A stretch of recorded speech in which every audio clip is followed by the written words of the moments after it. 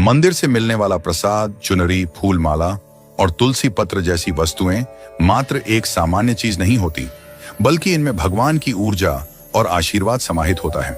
कई बार हमें यह सवाल आता है कि मंदिर से जो प्रसाद या वस्तुएं मिलती हैं, उनका क्या करना चाहिए।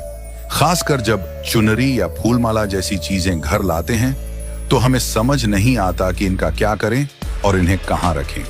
इस वीडियो में यही सवाल उठाया गया है और इसका सरल सा जवाब भी दिया गया है। जब हमें मंदिर से चुनरी मिलती है तो वह साधारण कपड़ा नहीं होता। वह कपड़ा भगवान के स्पर्श से होकर आता है और उसमें भगवान की ऊर्जा समाहित होती है। चुनरी को हमें हमेशा श्रद्धा और सम्मान से रखना चाहिए। किसी भी प्रकार के संकट या मुश्किल समय में जब घर में कोई परेशानी हो तो उस चुनरी को अपने सिर पर रखें या माथे पर लगाएं। यह एक विशेष ऊर्जा से भरपूर होती है और यह संकट के समय में शांति और समाधान का मार्ग खोलने में मदद करती है। भगवान का ध्यान करते हुए उस चुनरी का स्पर्श हमें ईश्वर की कृपा का एहसास कराता है। मंदिर से मिलने वाला प्रसाद भी साधारण नहीं होता।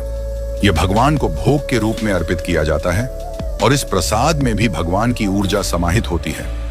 जब हम प्रसाद ग्रहण करते हैं तो यह न केवल शारीरिक रूप से हमें तृप्त करता है, बल्कि हमारी आत्मा को भी शांति और संतोष प्रदान करता है।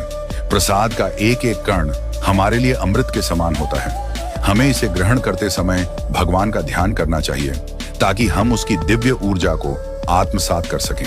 प्रसाद ग्रहण करते समय हमें यह याद रखना चाहिए कि यह कोई साधारण भोजन नहीं है, बल्कि यह ईश्वर द्वारा दिया गया आशीर्वाद है।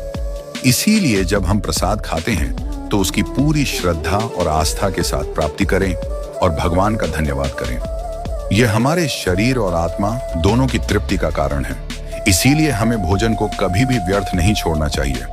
कभी कभी हमें मंदिर से प्रसाद की अधिक मात्रा मिल जाती है और हम उसे घर लाकर जमा कर लेते हैं, लेकिन यह ध्यान रखना जरूरी है कि प्रसाद को समय रहते ग्रहण करना चाहिए ताकि वह खराब ना हो जाए। अगर हम प्रसाद को समय पर नहीं खाते तो वह व्यर्थ हो जाता है और फिर अक्सर हम उसे या तो कूड़े में डाल देते हैं या गाय को दे देते हैं।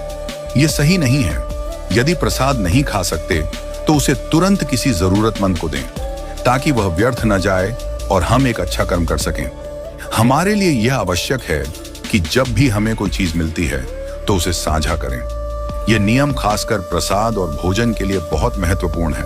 अगर हम प्रसाद का थोड़ा हिस्सा भी दूसरों के साथ साझा करें तो हम भगवान के आशीर्वाद को और भी बढ़ा सकते हैं। मंदिर में कई लोग ऐसे होते हैं जिन्हें प्रसाद नहीं मिल पाता क्योंकि वे मंदिर तक नहीं पहुंच पाते। इसलिए हमें प्रसाद को ऐसे लोगों के बीच वितरित करना चाहिए ताकि वे भी भगवान की कृपा से